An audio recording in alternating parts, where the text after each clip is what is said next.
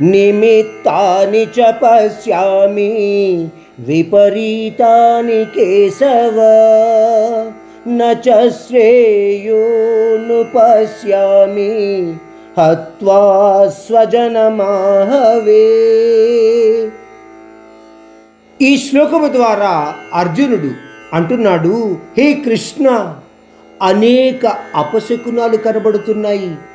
ఈ యుద్ధములో మన వాళ్లను మనమే హింసించుకోవడము లేదా చంపుకోవడము ద్వారా మనకు ఎటువంటి మంచి జరగదని నాకు అనిపిస్తోంది కృష్ణ.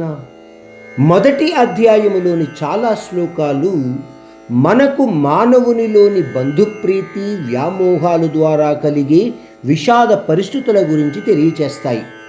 అటువంటి విషాదములో మునిగిపోయే వాని యొక్క పరిస్థితి ఎలా ఉంటుంది అన్న విషయము కూడా వివరించబడుతుంది.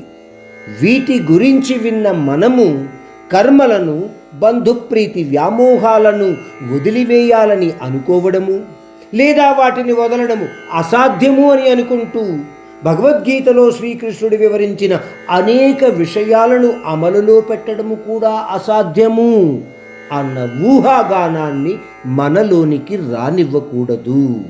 భగవద్గీత మానవుని యొక్క జీవన ప్రక్రియకు ఒక మార్గదర్శిగా గుర్తించండి. ఒక ఆధ్యాత్మిక గ్రంథపరంగా చూస్తున్నప్పటికీ కానీ చాలా ముఖ్యంగా దానిని మన జీవన మార్గానికి మార్గదర్శిగా గుర్తించండి. సాధన ద్వారా మన జీవన ప్రక్రియను ఏ విధముగా సార్థకము చేసుకోవచ్చు అన్న విషయాన్ని గ్రహించండి. మానవుడికి అసాధ్యము ఏమీ కాదు అన్న విషయము చాలామందికి తెలిసినదే. పోతే అత్యంత కఠిన ప్రయత్నాల ద్వారా మాత్రమే కొన్ని విషయాలను మనము గ్రహించగలుగుతాము లేదా వాటి అనుభవాలకు పాత్రులు కాగలుగుతాము. అందువలన భగవద్గీతలోని ప్రతి శ్లోకాన్ని వింటున్నప్పుడు కూడా అత్యంత శ్రద్ధాపూర్వకమైన భక్తిభావముతో వినడానికి, అంటే ధ్యానభావంతో వినడానికి ప్రయత్నం చేయండి.